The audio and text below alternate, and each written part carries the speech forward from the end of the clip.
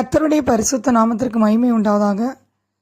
இன்றைய வேத வசனம் சங்கீதம் 119 105. உம்முடைய வசனம் என் கால்களுக்கு தீபமும் என் பாதைக்கு வெளிச்சமாயிருக்கிறது. ஏசாயா 60:2 வாசிக்கிறோம். இதோ இருள் பூமியும் காரிருள் ஜனங்களையும் மூடும், ஆனாலும் உன்மேல் கர்த்தர் உதிப்பார். இருள் நிறைந்த வாழ்க்கையில் நமக்கு வெளிச்சம் கொடுப்பது கர்த்தருடைய வசனம். நாம் சரியான பாதையில் செல்ல வேத வசனமே நம்மை வழி நடத்தும். இஸ்ரவேலர் கானானை நோக்கி வனாந்தர வழியாய் பயணம் செய்த வேளையில் அவர்களுக்கு இரவில் வழிகாட்ட அக்கினி ஸ்தம்பமாய் கர்த்தர் முன் சென்றார் என்று யாத்ராகம் 13:21 வாசிக்கிறோம். நம்முடைய வாழ்க்கை பயணத்தில் பரிசுத்த வேத வசனங்களின் மூலம் நம்மை வெளிச்சத்தின் பாதையில் கர்த்தர் நடத்துகிறார். நீதிமொழிகள் 6:23 வாசிக்கிறோம். கட்டளையே விளக்கு, வேதமே வெளிச்சம். நாம் நடக்கும்போது அவருடைய வசனம் நமக்கு வழிகாட்டும். ஆதியாகமம் 1:2-3 வாசிக்கிறோம். பூமியானது ஒழுங்கின்மையும் வெறுமையுமாய் இருந்தது, ஆழத்தின் மேல் இருள் இருந்தது.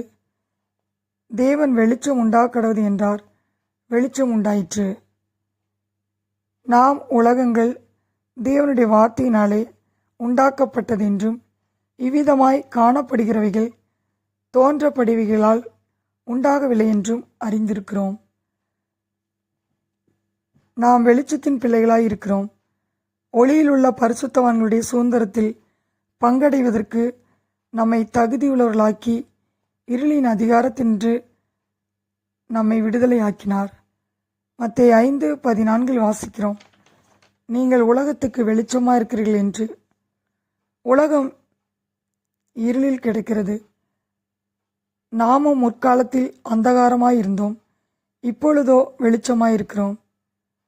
யோவான் 8:12 வாசிக்கிறோம். நான் உலகத்திற்கு ஒளியாயிருக்கிறேன், என்னை பின்பற்றுகிறவன் இருளிலே நடவாமல் ஜீவ ஒளி அடைந்திருப்பான் என்றார். இயேசுவை விசுவாசித்து அவரை பின்பற்றியவர்கள் மட்டுமே அவருடைய ஒளியை அடைய முடியும். உலகத்தின் இருளிலிருந்து விடுபட முடியும். நம் இருளின் காரியங்களை வெளிச்சமாக்குவார். கோணலும் மாறுபாடுமான சந்ததியின் நடுவிலே குற்றமற்றவர்களும் கபடற்றவர்களும் தேவனுடைய மாசற்ற பிள்ளைகளுமாயிருக்கும்படிக்கு ஜீவ வசனத்தை பிடித்து கொண்டு உலகத்திலே சுடர்களைப் போல நாம் பிரகாசிக்க வேண்டும். ஆம் பிரியமானவர்களே, அவருடைய வசனம்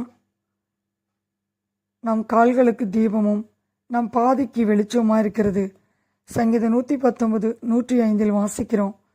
உம்முடைய வசனம் என் கால்களுக்கு தீபமும் என் பாதைக்கு வெளிச்சமாக இருக்கிறது.